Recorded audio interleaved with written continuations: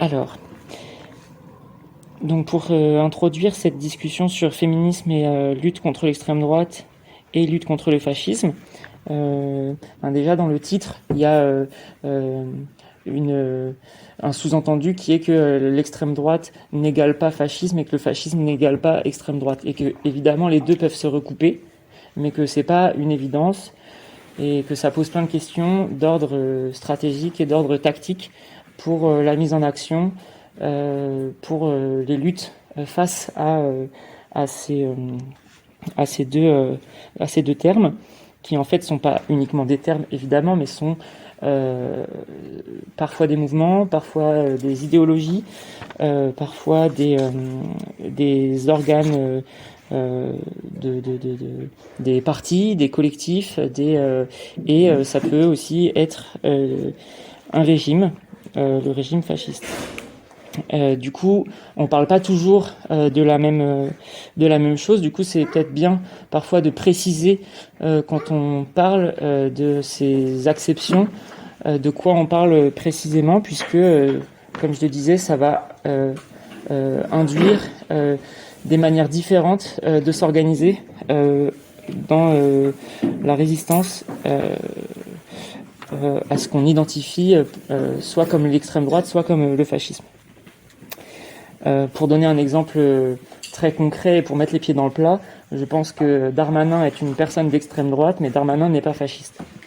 Et ça, on pourra en discuter tout à l'heure s'il y a des questions. Les personnes qui sont outrées, évidemment, on pourra en discuter. Mais peut-être que ça sera plus clair dans l'introduction. De même, un régime dictatorial n'est pas forcément fasciste, un régime fasciste n'est pas forcément dictatorial. Ça veut pas dire, il n'y a pas derrière ça une notion de plus ou moins gentil, plus ou moins bien. C'est pas du tout ça l'enjeu. Pareil, quand on dit le gouvernement Macron n'est pas un gouvernement fasciste, ça veut pas dire que c'est un super gouvernement. C'est pas pour dire applaudissons Macron, c'est juste pour dire classifions ou nommons bien les choses pour pouvoir s'y attaquer au mieux.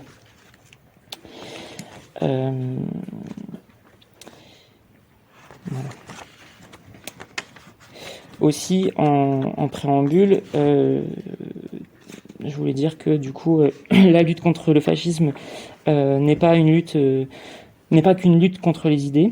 Ce ne sont pas que des idées qui flottent en l'air et contre lesquelles il faudrait lutter en développant toute une contre-idéologie ou simplement des brochures, des affiches, des tracts. Voilà, c'est aussi derrière le fascisme des organisations.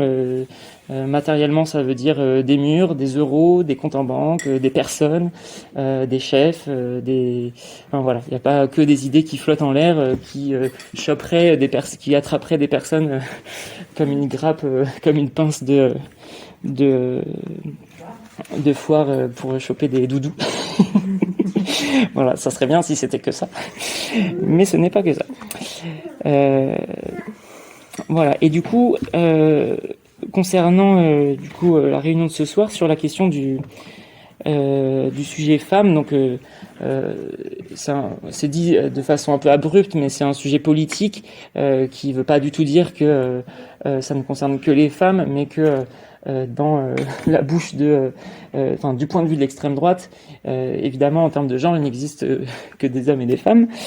C'est pas une nouveauté, et l'idée c'est pas de reprendre leur point de vue pour dire qu'il est validé, mais c'est de comprendre comment eux y réfléchissent, et pour voir aussi quel est leur intérêt à récupérer ce sujet politique.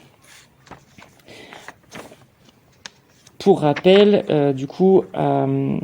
à Nice, à la manifestation de début juin, tout aux frontières, il y a eu une intervention au tout début de la manifestation du collectif Némésis, qui est un collectif qui se dit féministe, qui est un collectif d'extrême droite, en lien avec l'Action française et avec le Rassemblement national. Et récemment, il me semble, à vérifier, mais que depuis quelques jours, la porte-parole de Némésis à Paris est devenue chroniqueuse sur la chaîne RMC, dans une chaîne d'information qui n'était pas spécialement plus à droite que déjà tout le champ médiatique, qui n'était pas au même niveau que CNews, mais que là, c'est quand même, ça dit quelque chose quand même de ce que les médias veulent entendre du féminisme. Et donc, elle est invitée à être chroniqueuse en tant que militante associative. Du coup, ce qui montre bien qu'il y a une attente et il y a un boulevard pour l'extrême droite à parler des femmes et des agressions, des violences sexistes et sexuelles sous le prisme de l'extrême droite, c'est-à-dire un discours plus global un discours plus global sur la race, sur la nation, sur les frontières, qui cherche à renforcer un mythe d'une nation qui existerait en soi et qui pourrait être pure à un moment donné. Du coup, si elle a été pure et si elle pourrait être de nouveau pure, ça veut dire qu'il faut ce que Hugo Paletta appelle un processus de purification ethnique pour viser un mythe de la nation blanche avec des frontières bien imperméables. Et cette manière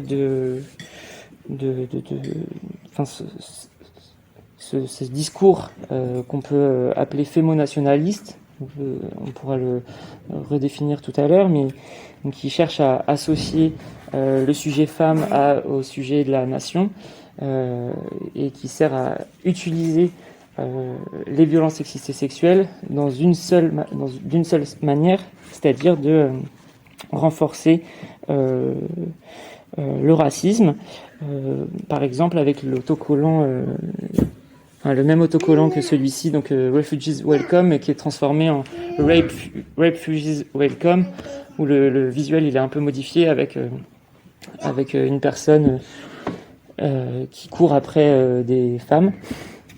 Voilà. Et donc ça va dans le sens aussi de cette fameuse histoire du Nouvel An en Allemagne il y a 3 ans, où dans toute l'Europe, voire au-delà de l'Europe, on a entendu parler d'une vague d'agressions sexuelles commises exclusivement par des personnes migrantes sur des femmes blanches.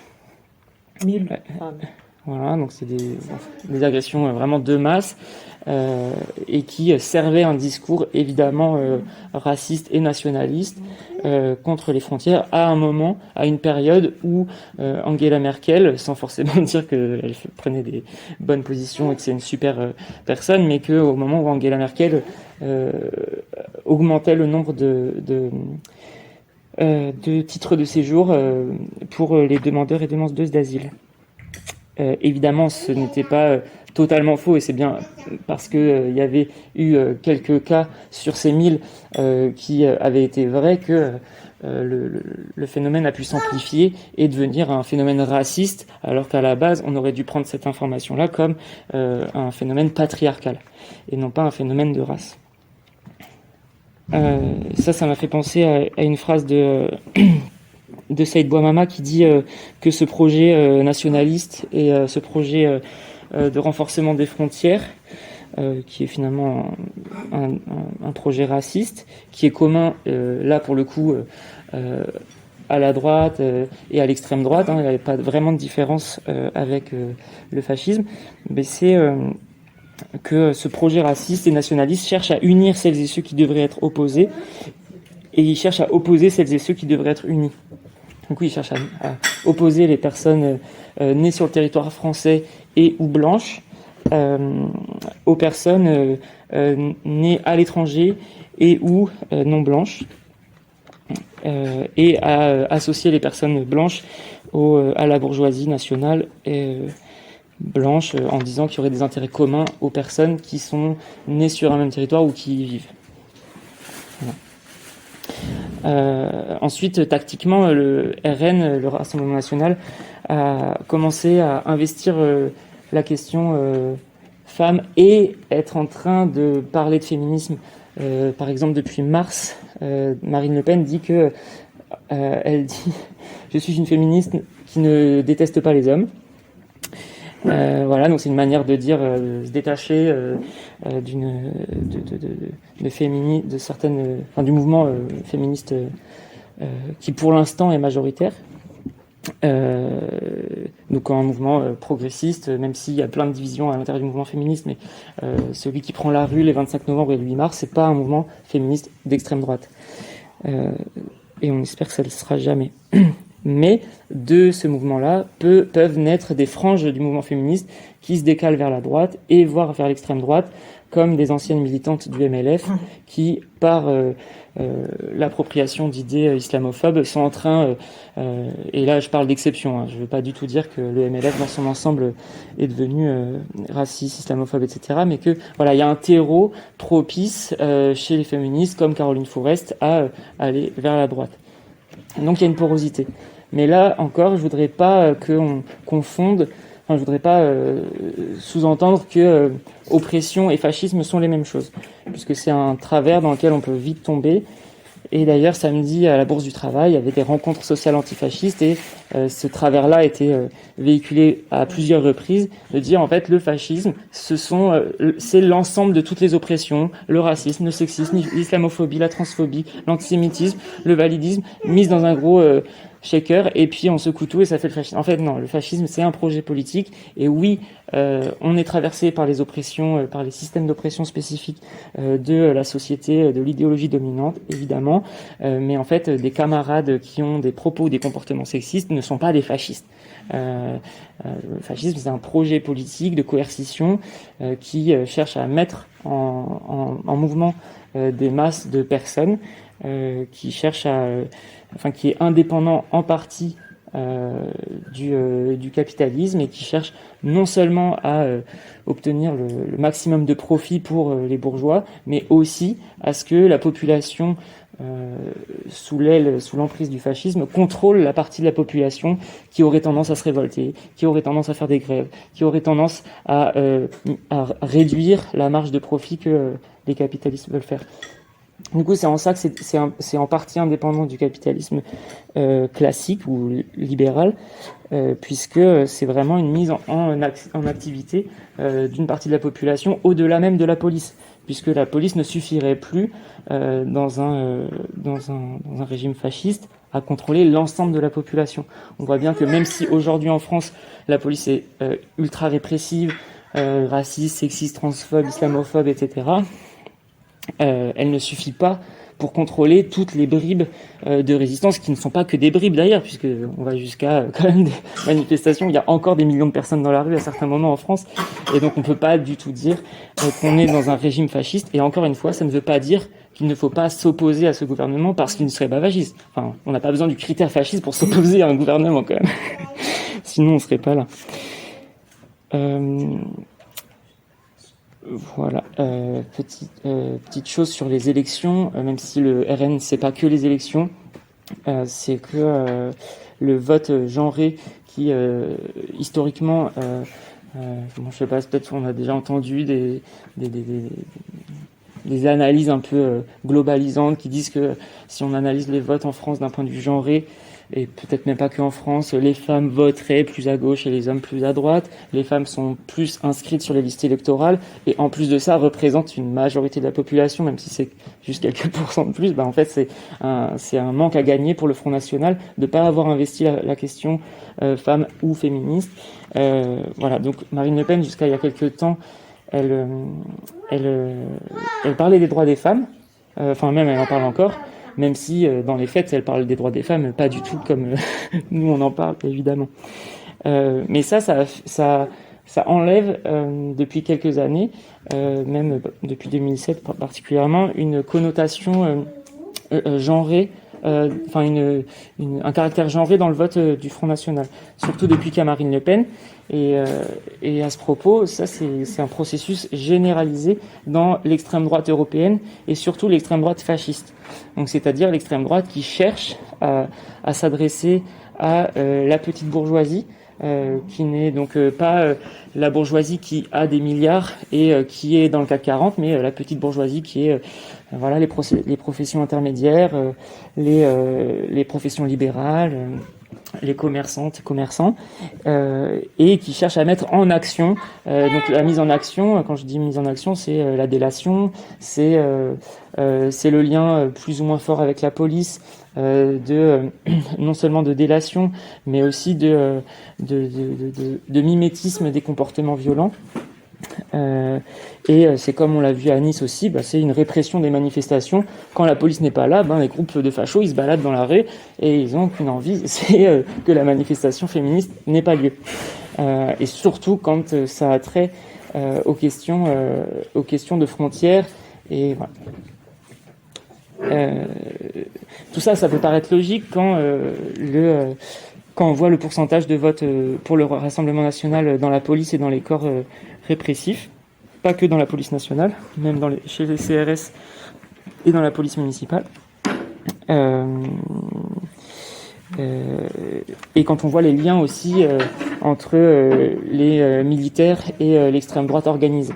Là, on ne parle pas seulement de personnes qui individuellement partageraient seulement des articles sur la nostalgie du Troisième Reich sur Internet. On parle de personnes qui cherchent à s'organiser, qui cherchent à sortir des armes des casernes, qui cherchent à ne plus être militaires pour ne plus avoir à prêter allégeance au ministère de l'Intérieur et au ministère des Armées, mais voilà, vraiment à créer une sorte d'indépendance vis-à-vis de l'État. Je pense que ça doit faire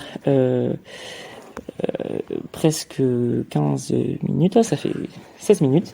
Du coup, je vais m'arrêter là et puis on pourra revenir sur plusieurs éléments dans la discussion tout à l'heure s'il y a des questions. Et de toute façon, Daniela va dire certaines choses que je voulais dire, je pense. Voilà.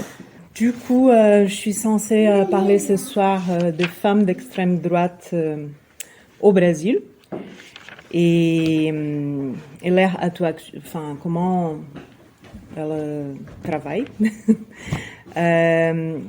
Mais en fait, je pense que c'est important de faire une introduction par rapport à qu'est-ce que c'est le fascisme. Par exemple, aujourd'hui, il n'y a pas un consensus dans le sens épistémologique si le gouvernement brésilien aujourd'hui de Bolsonaro est fasciste ou pas. Il y a des intellectuels qui disent que oui, c'est du fascisme. Il y a d'autres qui disent qu'il y a des caractéristiques fascistes, mais que c'est pas un régime fasciste complètement. Je peux revenir à ça après, mais j'ai mon avis, voilà. Mais je pense, j'ai utilisé comme source un peu des recherches un sociologue brésilien qui s'appelle Leandro Conder, qui a fait une étude sur le fascisme au-delà du fascisme du XXe siècle, au-delà de Hitler et Mussolini, Italie, Allemagne, mais comment le fascisme se manifeste, qu'est-ce que sont les postures, les actions qui peuvent dire qu'un certain gouvernement ou pays est dans un état fasciste. Du coup, il faut savoir que le fascisme est un concept politique, sociologique et historique. Du coup, il faut mettre toujours un contexte historique par rapport à l'histoire du pays. Les mouvements, ils ne se répètent pas de manière identique. C'est-à-dire que s'il y a eu le fascisme en Italie, pour dire que c'est du fascisme, il faut que ça se passe exactement comme ça se passait en Italie ou comme ça se passait en Allemagne. C'est pas comme ça. Mais il y a des éléments qu'on peut regarder de ces phénomènes. Et je pense que c'est très important d'éviter la banalisation. Parce que justement, le mot facho, fasciste, c'est devenu un mot, pour insulter quelqu'un. Quelqu'un dit un truc raciste, c'est des fachos. Je dis pas que c'est agréable, des trucs racistes, ou que c'est pas une oppression, ou que c'est pas... Mais je pense que quand on banalise des termes comme le terme fascisme, on a une tendance à commencer à accepter certaines choses comme si c'est naturel. Au Brésil, il y a eu beaucoup ça. C'est fasciste. Et à un moment donné, il y a des choses qui sont complètement inacceptables et qui sont là dans la société et qui en plus, on ne sait plus qu'est-ce que c'est fascisme et qu'est-ce que c'est pas fascisme, parce que tout est fascisme. Si tout est fascisme, alors comment on fait la différence? Et c'est un peu ça, que Solène a dit. Tous les fascistes sont oppresseurs, mais pas tous les oppresseurs sont des fascistes. Ça ne change pas le fait qu'ils sont oppresseurs. Et il faut aussi éviter de penser que le fascisme, c'est pas seulement quand il y a un régime fasciste mis au pouvoir. Un régime fasciste qui contrôle tout, qui contrôle l'État. En fait, le régime fasciste est une conséquence d'une fascistisation de la société. Ça veut dire que c'est pas du jour au lendemain. Donc, le régime, c'est la conséquence, mais c'est pas seulement quand il y a le régime qu'on peut dire que c'est du fascisme. Du coup, cet sociologue brésilien, il a donné 5 points qu'on peut regarder et commencer à penser que peut-être c'est du fascisme. Et c'est sous ces 5 points-là que je vais parler de la participation aussi des femmes au Brésil, des femmes d'extrême droite au Brésil. Du coup, le premier point, c'est un mouvement politique de contenu social conservateur. Il y a des idéaux et des valeurs traditionnalistes. Les valeurs, en fait, il y a toujours ce discours, nos valeurs sont menacées. Il y a une menace de nos valeurs. Du coup, il faut les défendre. Parce que, voilà, il y a... Et toujours de la pensée conservatrice. On garde les choses comme elles sont, on ne peut pas changer. Toutes sortes de propositions de changement, c'est une menace, c'est perçu et vu comme une menace. Le deuxième point, c'est que ces mouvements se cachent derrière une façade modernisante. C'est-à-dire, on va amener le progrès, on va transformer notre société dans une société meilleure.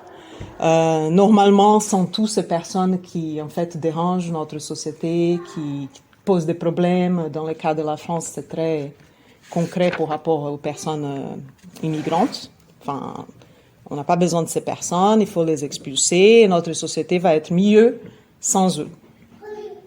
Au Brésil, ça se manifeste plutôt, c'est un discours anti-pauvre, anti-classe ouvrière, ces personnes qui font pas d'efforts pour améliorer leur vie, c'est problématique parce qu'ils font pas d'efforts. Aussi les autochtones, il faut pas qu'ils gardent leur culture, il faut qu'ils commencent à travailler, il faut qu'ils commencent à travailler, comme s'ils travaillaient pas.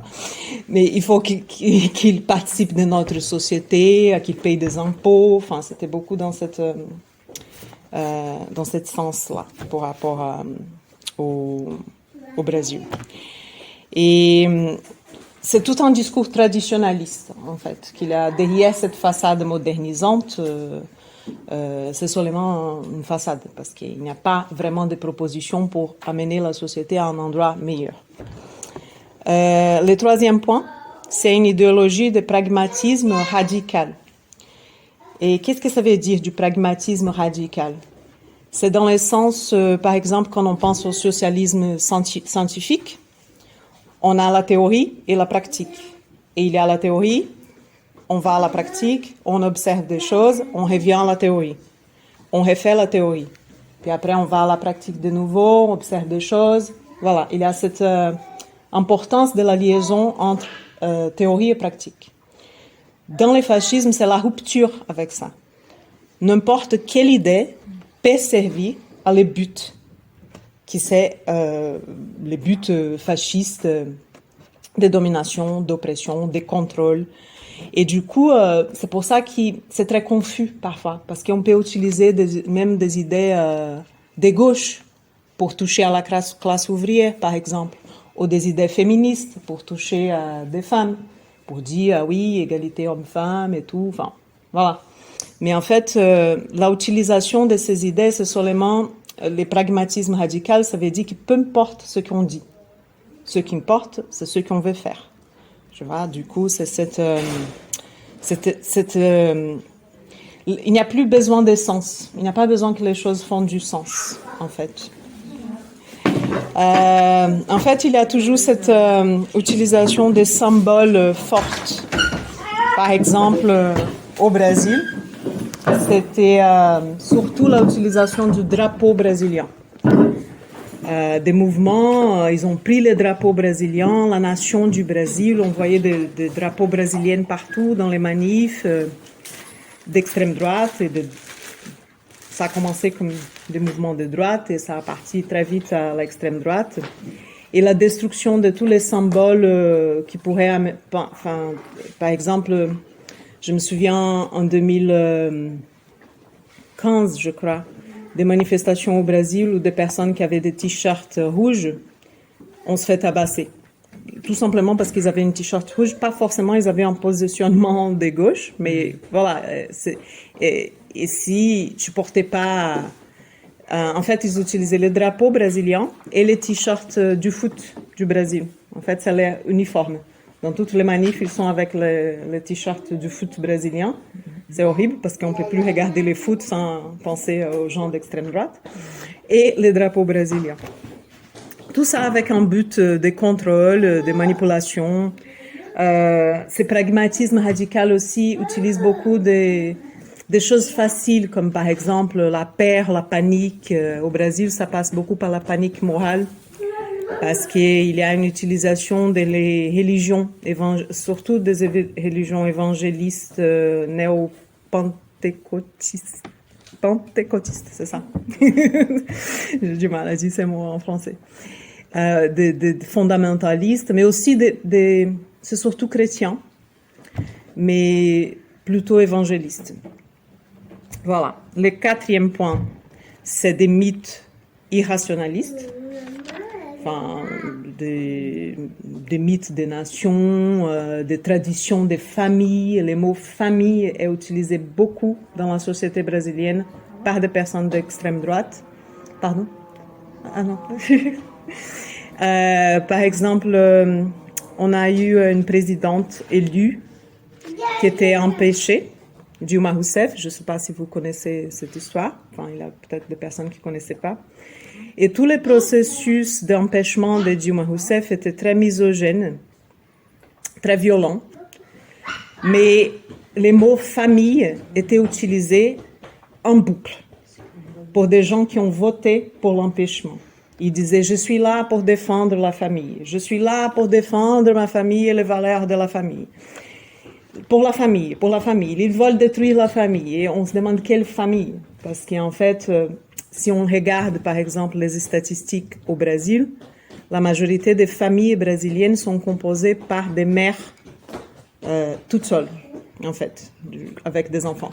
Du coup, cette famille, cette mythe de la famille traditionnelle, il y a une maman, un papa et des enfants. C'est même pas réel dans la société brésilienne, mais c'est dans l'imaginaire. Et ils travaillent avec cet imaginaire. Du coup, ça marche très bien, parce que des gens ont peur. Quand on dit que leur famille est en danger. Tu vois, qu'il y a des gens qui veulent détruire la famille. Ça utilise beaucoup de manipulation, dans le sens de travailler la peur des gens, vraiment, de manipulation psychique. Et oui, les 5, c'est ça, c'est des procédures manipulatoires. Du coup, il faut planter la peur, la panique, la doute dans la tête des gens. Et ça a été utilisé beaucoup dans des réseaux sociaux au Brésil pour l'élection de Bolsonaro. Il y avait une panique instaurée dans la société, que la gauche représentait des gens qui vont détruire la famille, qui vont instaurer la dictature LGBT+, la dictature LGBT+. Enfin, voilà, c'était ce niveau de délire, mais qui a très bien marché, qui était diffusé dans la société brésilienne en boucle. Du coup, pour résumer un peu, le fascisme, il a des caractéristiques chauvinistes, antilibérales dans le sens d'accès aux droits. Du coup, l'extrême droite brésilienne, elle est complètement anti-droit à l'avortement, anti-droit des personnes LGBT+, anti-féministe, c'est sûr. Et c'est aussi antidémocratique. S'il peut s'en servir de la démocratie pour arriver au pouvoir, tant mieux. Mais ça ne les intéresse pas vraiment. Enfin, si on peut faire d'autres manières, par exemple, par l'empêchement d'une présidente qui était élue et qui n'avait pas commis des crimes, en utilisant l'appareil de l'État, l'appareil juridique du pays, pour empêcher cette présidente qui était élue. Anticommuniste, c'est sûr, antisocialiste, antiféministe et anti-classe ouvrière, parce qu'ils vont parler souvent de protéger la classe ouvrière. Mais quelle classe ouvrière? Par exemple, ici en France, quand ils parlent de défendre les droits des travailleurs. Quels travailleurs qui en parlent? Voilà. Du coup, les buts de tout ça, en fait, on sait très bien. Au Brésil, c'est très évident. C'est la concentration du capital par la bourgeoisie. Au Brésil, c'est accès à toutes les ressources naturelles qui existent dans les pays. Donc, par exemple, pour dire ce que je pense par rapport au fascisme au Brésil, oui, je pense que c'est du fascisme pour certaines personnes. Par exemple, les autochtones, qui sont dans des territoires très précieux, avec beaucoup de ressources naturelles, des minéraux, de l'eau, des frontières. Ces personnes, elles sont attaquées de manière extrêmement violente tout le temps. Il y a des personnes qui disparaissent tout le temps. À São Paulo, on peut faire encore des manifs. Il y a eu des manifs ce samedi-là. Et des manifs, elles étaient réprimées, mais pas énormément réprimées, un peu comme ici en France. Du coup, ça dépend où on est. Si on est dans un quartier de banlieue, dans une favela, comme c'est appelé au Brésil, la police peut entrer dans ton appartement, dans ta maison, en mettant les pieds sous la porte, sans mandat, peut tuer des gens et dire oui, c'était un conflit avec des trafiquants de drogue. Du coup, la société est divisée entre les personnes dès qui ont fait le deuil. Par exemple, s'il y a une personne blanche qui est assassinée, le nom de cette personne va être dans le journal. Les noms, son histoire, sa profession, sa famille, qu'est-ce qui se passait avec elle. Par contre, si c'est 25 personnes qui ont reçu des tirs dans une favela dans la banlieue, c'est des chiffres. 25 personnes dans un conflit contre des terroristes. Des terroristes, non, pardon. Je suis en France, oui, ça trafiquants de drogue. Et du coup, ces personnes n'ont pas de nom, elles n'ont pas d'histoire, elles n'ont pas de profession, voilà, c'est des chiffres. Du coup, je pense que oui, pour ces personnes, c'est du fascisme, et parce qu'il y a une utilisation de l'État. L'État est utilisé pour opprimer ces personnes de manière extrêmement violente, et il n'y a pas de réparation derrière. Après, je pense que des choses peuvent être pires. Ça peut être encore plus fasciste, mais de toute façon, on pourrait dire que c'est une société qui est pré-fasciste. Moi, je serais sûre de dire ça. Voilà, au Brésil aujourd'hui. Et qu'est-ce qui se passe avec les femmes d'extrême droite? Je regarde là. En fait, elles sont dans tous ces fronts-là aujourd'hui. Anti-avortement, anti-féminisme, anti-LGBT, anti-éducation sexuelle à l'école. Parce qu'il y a un discours de si on enseigne les enfants l'éducation sexuelle à l'école, c'est enseigner les enfants à faire du sexe, en fait. Du coup, c'est la panique, parce qu'il ne faut pas expliquer aux enfants sur leur corps. Il ne faut pas montrer aux enfants comment se défendre, par exemple, des abus sexuels. Il y a une utilisation énorme de la pédocriminalité pour créer de la panique morale dans la société. Du coup, il y a aussi une coûte aux armes. Une coûtation, faire... hein? Non, c'est une espèce de valorisation des armes. Un culte aux armes par des femmes. Il faut que des femmes portent des armes pour se défendre, justement, de ces violeurs. Voilà. Et il y a aussi beaucoup d'accusations de pédocriminalité contre des personnes LGBT+. Voilà. Il y avait, par exemple, un député élu C'était les premières députées assumées homosexuelles au Brésil. Quand il était élu, il était le premier dans l'histoire du Brésil à s'assumer en tant qu'homosexuel. Aujourd'hui, il y en a plus, il y en a d'autres. Il a reçu beaucoup de fake news qui étaient distribuées partout dans la société brésilienne avec son nom, en lui accusant de pédophilie, en lui mettant des mots dans la bouche qu'il n'a jamais dit.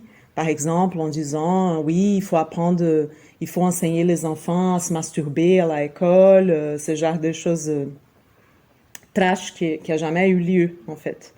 Mais qui ça, dans la tête des gens qui reçoivent ces informations, c'est la panique. Beaucoup de gens ne savent pas faire la différence entre une information vraie et une information fausse. Et il y a aujourd'hui une ministre, on dit ministre, c'est ça en français, ouais, c'est un ministre des droits des femmes et de la famille, qui s'appelle Damares Alves. Et je pense qu'il y a beaucoup de femmes d'extrême droite au Brésil, mais ces cas-là, je trouve que c'est très important de parler, parce qu'en fait, aujourd'hui, elle est au pouvoir. C'est une femme qui a elle est évangéliste des croyances. Elle utilise beaucoup l'Église pour diffuser ses idées contre l'avortement, contre les féministes, contre les personnes LGBT+. Et elle est devenue ministre et aujourd'hui, elle utilise l'appareil de l'État. Par exemple, il y a un exemple que je trouve que c'est très important. Au Brésil, tu as le droit à l'avortement dans 3 situations. Si tu es victime de viol, si la vie de la personne qui porte l'enfant est en danger, et troisième, si c'est un enfant comment on dit en français, sans cerveau? Écervelé. Ouais. Ces 3 cas, c'est possible de... Pardon? Non, avec des malformations. Oui, mais qui en fait, elle n'a pas... Ouais. Oui, c'est pas n'importe quelle malformation. Oui, c'est quand il n'y a pas, vraiment. C'est très rare. Ouais, c'est très rare. Et du coup, dans ces 3 cas-là, c'est possible d'avorter au Brésil. Du coup, il y a eu une histoire d'une gamine de 10 ans qui était enceinte. Elle était violée depuis l'âge de 6 ans par son oncle.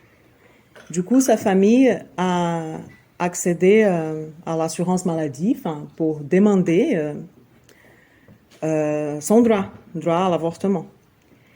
Et en fait, les ministères ont découvert cette information, c'est-à-dire ils ont utilisé l'appareil de l'État pour découvrir ce qui se passait, pour surveiller. Et la famille de cette gamine s'est retrouvée avec des agents de l'État chez elle pour la convaincre de garder l'enfant. Elle était harcelée pendant beaucoup de temps, jusqu'à qu'ils ont demandé de l'aide, je pense que c'était des associations des droits humains. Du coup, cette histoire, elle était très médiatisée. La famille a insisté qu'ils voulaient accéder au droit que cette gamine puisse avorter. Ça a créé une situation tellement de panique, justement, qu'elle était obligée de partir il y avait des médecins qui ont refusé parce qu'ils avaient peur, en fait, de se faire agresser. Du coup, elle était obligée d'entrer dans un avion, être transportée dans un autre État pour faire la procédure. Et quand elle est arrivée devant l'hôpital, il y avait des gens qui savaient. Comment ils savaient? Parce qu'il y avait quelqu'un qui avait accès à des informations confidentielles de l'État. Du coup, il y avait des fanatiques religieux qui étaient devant l'hôpital, qui criaient à ces gamines de 10 ans qu'elle était assassine. Voilà. Et c'est une histoire horrible, mais je pense que ça montre comment ces personnes au pouvoir peuvent être dangereuses. La gamine, heureusement, elle a eu accès à la procédure. Mais ça, c'était un cas qui était médiatisé. Combien de cas se passent qu'on ne sait même pas? Ou que la famille décide de ne pas avorter parce que, oui, c'est un péché, parce que, enfin, tous les discours fondamentalistes qu'on peut trouver dans ce type de situation. Et pour finir seulement, enfin, je parlais beaucoup déjà, mais il y a un autre cas de femme d'extrême droite brésilienne que je trouve très intéressant. C'était une femme qui avant, elle était féministe. Enfin, elle se disait féministe. Elle était féminine, militante féminine. Et qui, aujourd'hui, elle est une élue, elle est députée. Et elle est complètement d'extrême droite, avec tous les trucs racistes, antiféministes. Elle fait toujours dans ses tweets des amalgames féministes. Ce sont des femmes qui se dépilent pas, ce sont des femmes haineuses, qui ont de la haine contre les hommes, qui détestent les hommes, qui veulent tuer des hommes. C'est son discours Twitter de chaque matin. On se réveille avec des idées contre les féministes. Et c'est une élue, quand même. Et du coup, voilà, ça parle un peu de truc du sens, là. Il n'y a pas besoin qu'il y a du sens, en fait.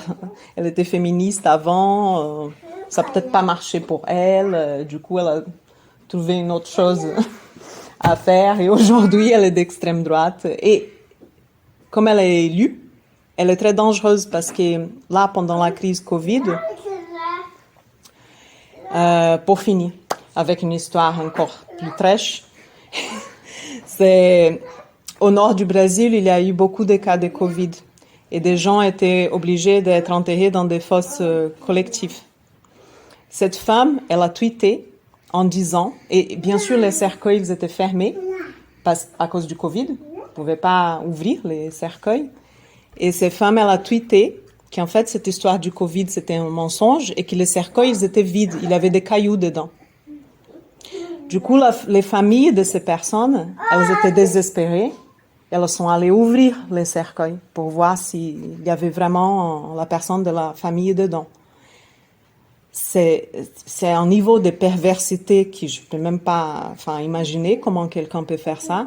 Et en plus, ces personnes, beaucoup d'elles, ont attrapé le Covid parce qu'elles ont entré en contact avec un corps qui avait le Covid. Du coup, voilà la dangerosité de ces idées d'extrême droite au pouvoir. Je pense que j'ai tout dit. Je ne sais plus combien de temps je parlais. Alors, est-ce que, du coup, pour la discussion, est-ce que, Egua, tu veux rajouter un truc? Je pense que c'est important de préciser que les sociétés fascistes ont traversé toutes les sociétés. Il n'y a pas une société qui est blanche de fascisme, si on peut le dire comme ça. Donc, c'est important aussi de comprendre que tout le monde peut être fasciste après. Dans le sens, tout le monde peut à un moment donné s'adapter et s'intégrer à un pouvoir d'État fasciste ou fascisant, avec, par exemple, comme au Brésil, y compris une grille d'analyse divergente de qu'est-ce qui est fascisme et qu'est-ce qui n'est pas du fascisme. Vous verrez d'ailleurs que dans les mouvements de gauche, bien souvent, on a pris beaucoup de temps à essayer de déterminer si un État était fasciste ou s'il ne l'était pas. C'est aussi une manière de se dédouaner d'un certain nombre de problématiques, je pense. Même si je trouve bien la réflexion approfondie pour déterminer si...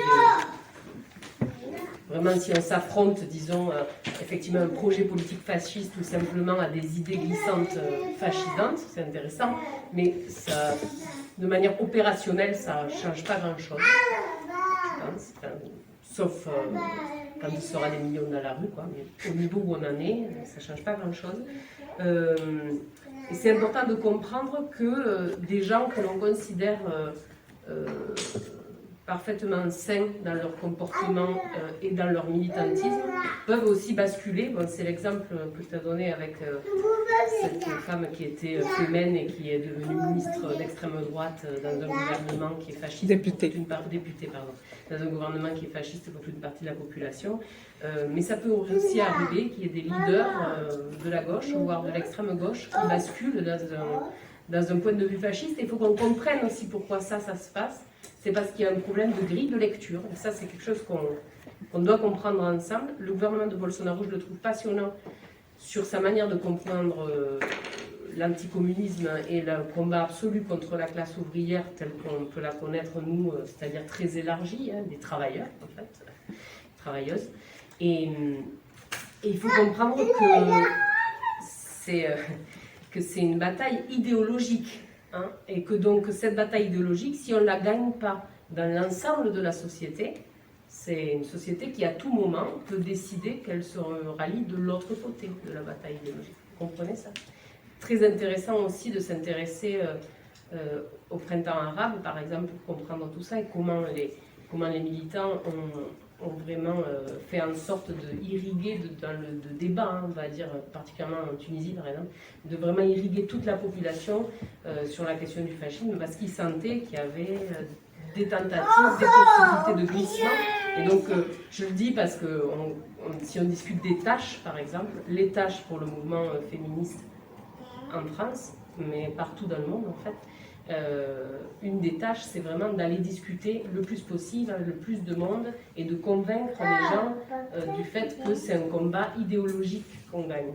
C'est pas si simple, parce qu'il faut que les gens acceptent qu'on parle vraiment de comment on conçoit l'humanité, la vie, et pas juste la petite bataille sur les retraites ou je sais pas, enfin, un truc très sectoriel, très petit. Là, on parle d'un projet de vie, projet de société. J'ai Fermín Muguruza, je ne sais pas si vous connaissez, mais c'est un chanteur, il disait, je fais une traduction très rapide et littérale, parce que c'est en espagnol, n'oubliez pas que le bourreau est un fonctionnaire. N'oubliez pas que celui qui vous tire dessus est un fonctionnaire. N'oubliez pas que celui qui vous coupe les allocations est un fonctionnaire, le bras armé d'un pouvoir qui ne nous laisse pas respirer. Et c'est ça qu'il faut comprendre. C'est petit à petit, les gens s'intègrent à l'appareil fasciste, et même notre voisin, du jour au lendemain, est devenu fasciste. Fasciste parce qu'il a, comme elle le disait très clairement Daniela, fasciste parce qu'il a accès, parce qu'il est fonctionnaire, parce qu'il utilise son positionnement dans la société pour servir l'idéologie qui devient l'idéologie dominante. Donc, et bon, on peut faire des allers-retours, hein. On peut être un fasciste lundi et puis se rendre compte qu'on s'est trompé et ne plus l'être mardi, mais bon, voilà, ça pose quand même un certain nombre de soucis, en particulier pour les femmes, pour les personnes LGBTQIA+, pour les personnes racisées, en France pour les musulmans. Enfin bon, après, il y a chaque contexte a son propre lot, sa propre définition, j'ai envie de dire, de victime de cette idéologie.